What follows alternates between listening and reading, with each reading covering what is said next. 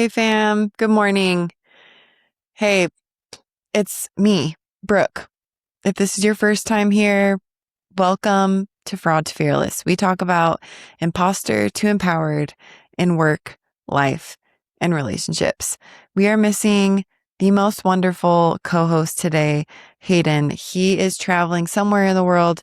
We don't know if he's in Europe or he's in India at this point, but he is traveling the world, making an impact, and we can't wait to hear about what his experience when he comes back. You guys, I have something on my heart, and it's one of the reasons why we started this podcast was to talk about fear and imposter syndrome, but specifically fear. That's why I love that fearless is in the title of this podcast, because fear is so much of the reason why we are held back. Yesterday I was going to go on a bike ride with my son. My daughter was at dance and we're getting ready to go on a bike ride for his birthday. He just turned 5. He's been riding a pedal bike since he was 3, but we upgraded the bike. This bike has gears. It's a big boy bike. We love to bike as a family, and I was thinking this is going to be great. He's going to be so pumped because his sister has gears. We're going to be able to go on longer bike rides together. It's just going to be fun. And he got the bike. He was super excited about it, this red bike. And then when it came to riding it, because it's so big, he has to bring his bike to the curb, step up on it, and start, try to pedal from there. We started practicing, and there was a moment where he witnessed his sister falling and getting hurt on her bike. And so that experience brought in fear. Fear knocks on our door. This happens to all of us.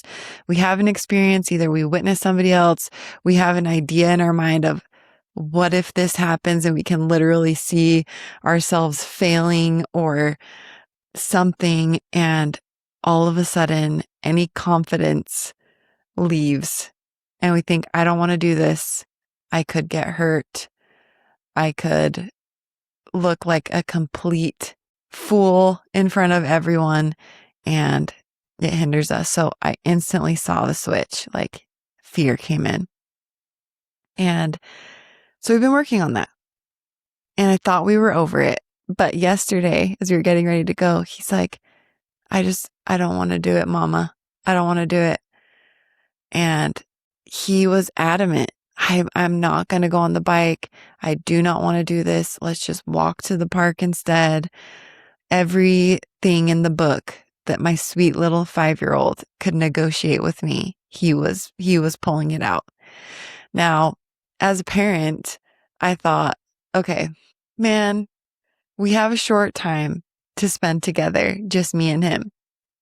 Do I want to pick this battle to negotiate with him on riding a bike and doing all the things? But I just had the thought, because day in and day out, my conversations with clients, the group programs that I go through, friends, the things that I'm journaling in my journal at night when I'm stuck or in a rut, so many of these topics boil down to fear. We get stuck in our life because we're afraid to do something. We're afraid to act. We're afraid to put ourselves out there. We're afraid to be vulnerable. We're afraid to feel hard emotions. So we try to escape.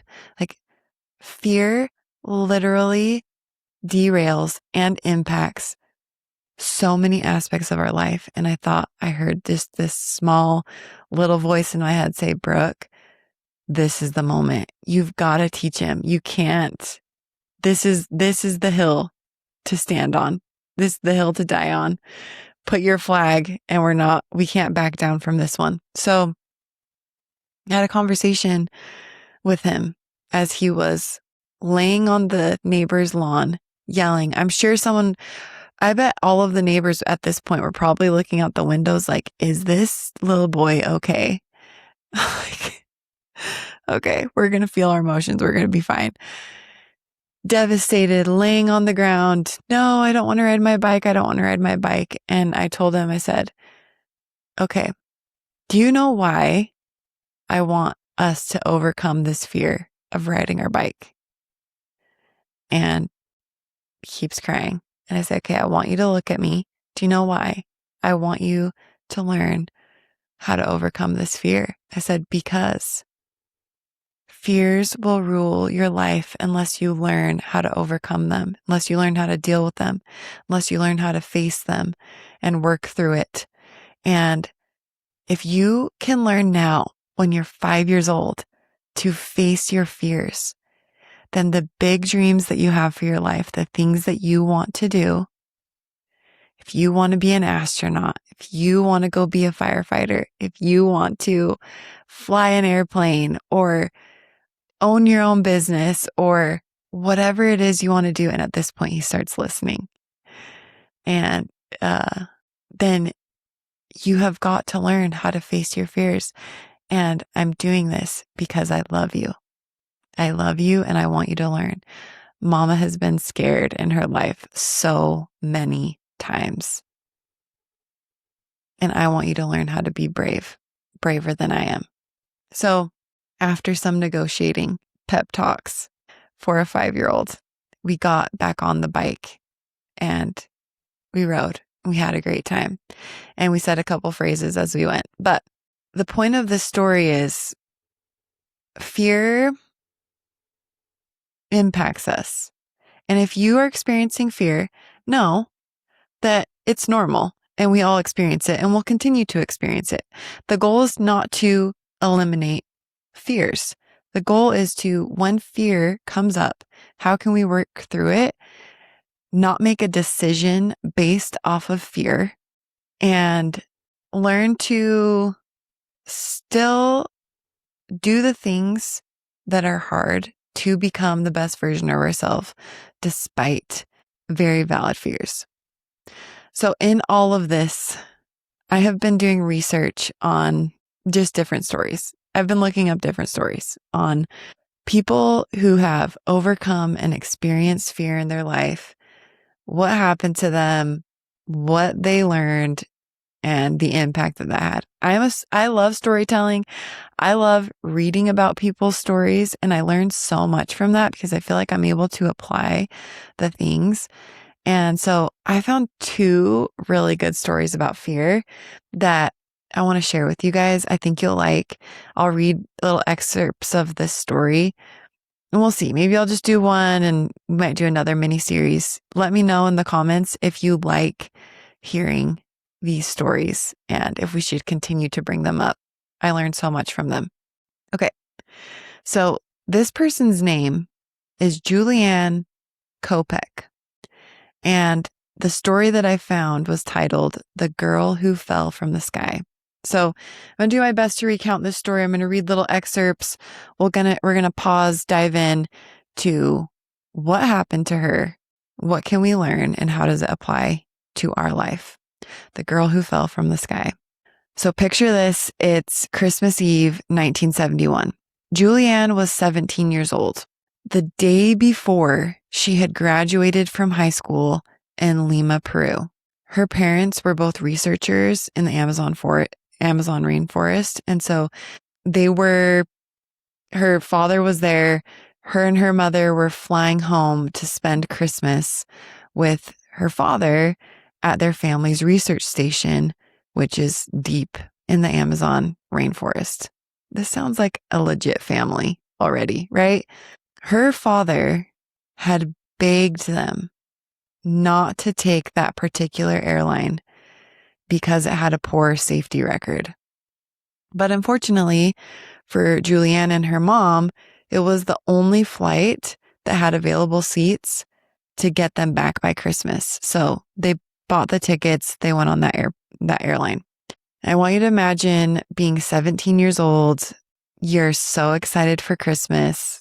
I mean, just take yourself back to this time. You're thinking about seeing your dad. No idea that in the next hour, your entire life is about to change. So this is where Juliane's story gets so scary. And I don't know, if this freaks you out and you're afraid of airplanes, maybe skip this story because it will freak you out. But Stick with me, okay? A storm hits. The airplane literally flies directly through a massive thunderstorm. I don't know what protocol is for this kind of a thing, but I'm sure if you're trying to get somewhere and a thunderstorm comes up, like how many options do you have?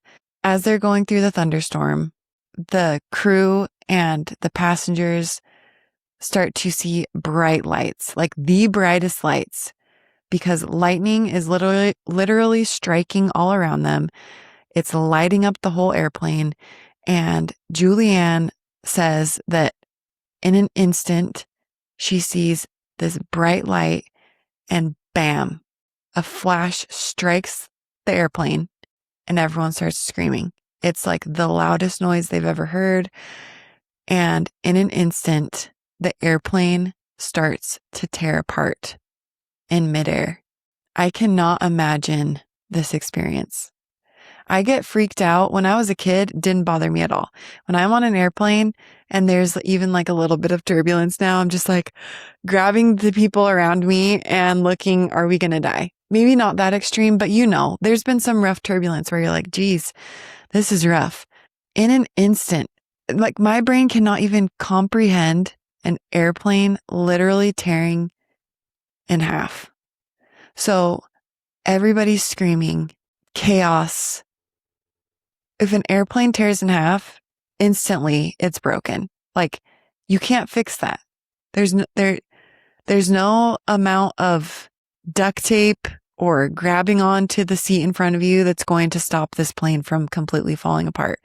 So if you can imagine sitting in your seat while the airplane is literally coming apart, this makes me want to listen to the safety instructions better next time I go on a flight. But there's literally no warning, no time, no control, nothing. Juliane starts to fall from the sky. The 3 seats were still attached. She was in one of these 3 seats, buckled, and it's detached from the airplane, and that whole row of seats is just falling. Now, Juliane ends up surviving this fall. But when researchers go back to figure out, like, how is that literally possible that she could fall that far from the sky and survive, they think it's because how the structure of the seat somehow. If you guys remember as kids, those little maple leaf seeds, the ones that were like helicopters and you throw them up and then they like spin, they think that's kind of what happened with her chair, because they think that the updraft from the wind and then the way that the seat was, and also landing in the Amazon rainforest, maybe some of the trees broke her fall. But she landed, she hit impact, doesn't really remember parts of this piece, finally comes to. It says that she actually fell almost 2 miles. So if you can imagine the impact of that hit, she wakes up. There were 92 people on that airplane, and she wakes up alone. Everything is quiet. There's no more screaming, no more lightning, no voices, no rescue workers. Doesn't see her mom, doesn't see any of the other 92 passengers. She's alone and in extreme pain. So later she finds out, but knows she has a broken collarbone, a severe concussion from the trauma of landing, a torn knee ligament, a deep cut on her arm. One of her eyes is swollen shut. She's lost a shoe. She's lost her glasses. Alone. I cannot imagine all the things that must have been going through her mind. 17 years old. It just breaks my heart. Obviously has no map. Obviously has no water, food, no phone, no shelter, no idea where anyone else is. It's just her. The fear sets in.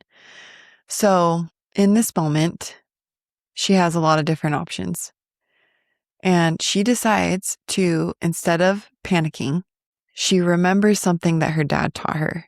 And he would always say to her, if you're ever lost in the jungle, follow water.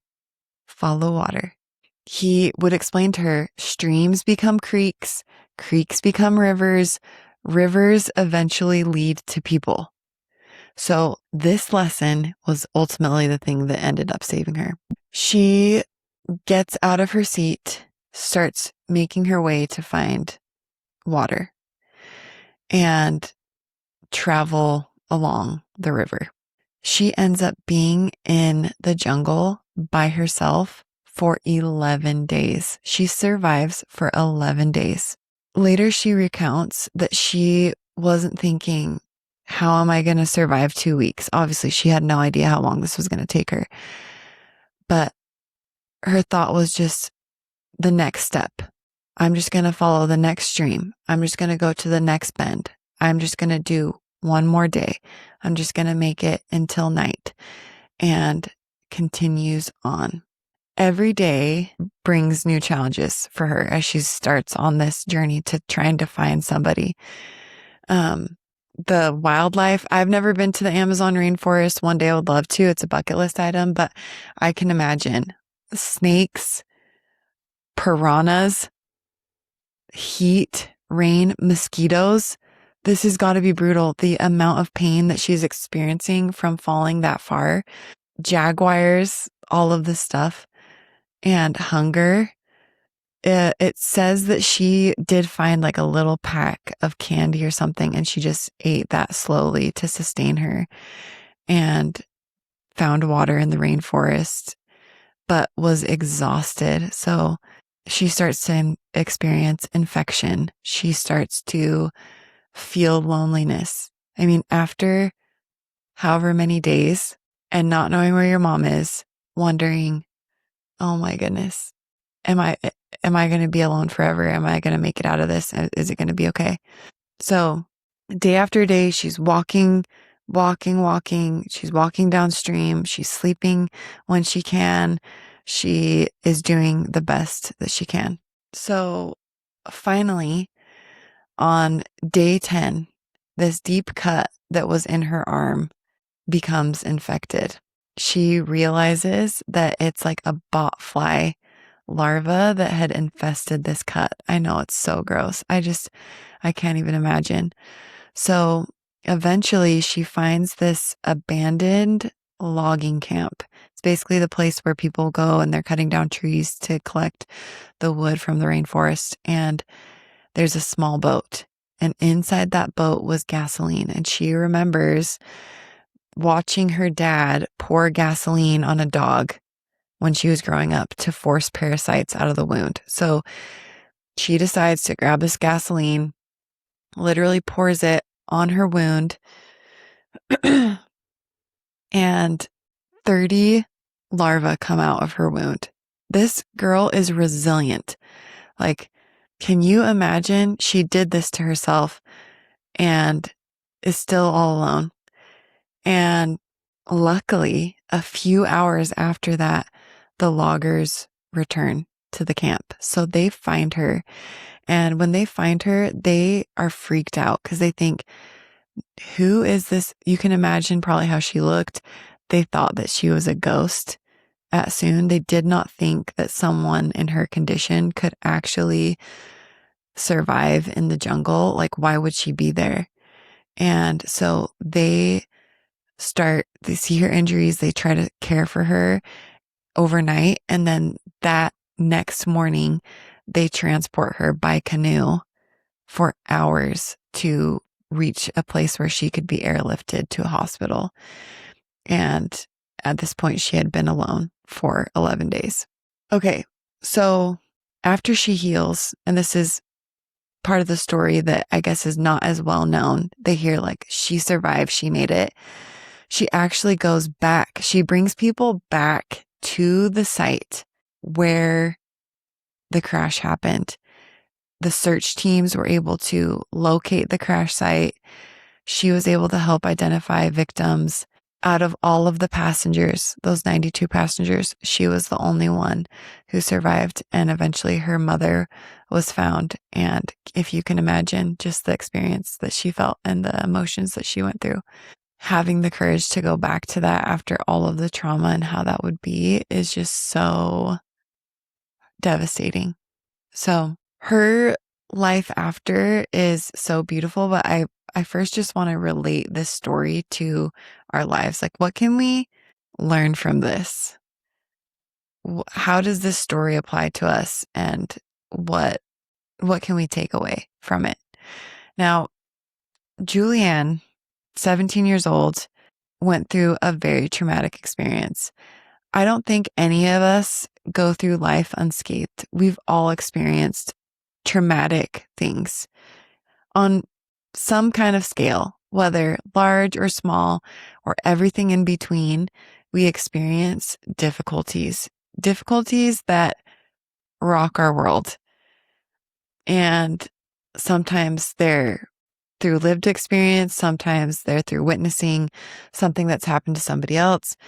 Those things can create fears in ourselves. Our bodies are literally designed to protect us. We want to protect us and to get us the things that we need, like love, affection, acceptance, feeling safe physically, emotionally. When we don't have those things, our body can go into fight or flight mode, and it's difficult. Sometimes these experiences define us, or we let it define us because it has impacted us so much. It impacts the way that we think, how we see the world, the decisions that we make, what we do and don't do.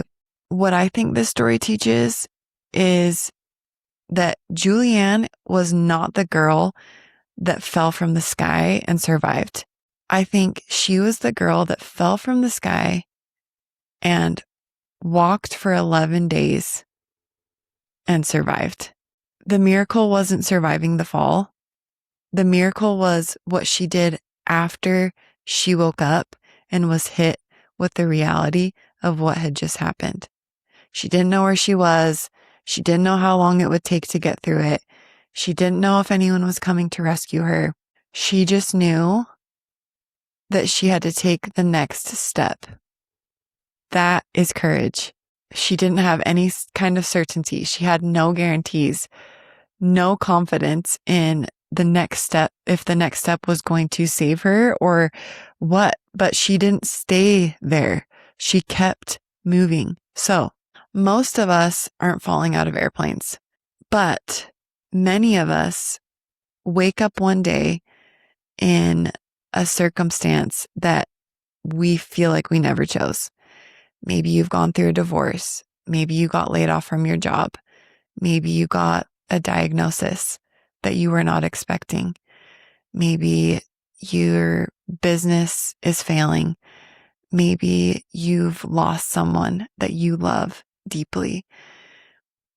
Whatever it is that you've been through or experiencing, you may be asking, how am I going to survive all of this? And I would say, my friends, that maybe the better question that we can ask ourselves is just like what Juliane did. What's the next right step? What's the next right step? I believe that this question can carry us through the difficult jungles of our life, the lonely roads that are laden with more unforeseen challenges and trials. But if we can focus on just the next step, the next bend, the next stream, the next solution, we will make it through. And as you make it through these difficulties, your experience is going to change other people. Your courage, you don't have to be fearless in walking through this path, but showing that you're taking the next step is an example and will be an example to all of those who will later hear your story or are witnessing your journey from afar. Fear is real. Things are difficult. Human beings are incredible. We are incredibly resilient. I just admire Juliane so much. The story ends with her, the impact that she has had. She goes on to get a PhD. She begins to study and follows in her parents' footsteps and makes a huge impact on the world through her studies and her research and her story. And I know the same can be for you too in your life. Fam, I love chatting with you today. I hope you like this story. If you liked it, please leave us a comment, leave us a review, or share with somebody that you think might need this. If we should do more stories that maybe aren't as well known about people that have experienced great fears, I want to know. Okay, for now, that's the pod. Team Fearless out.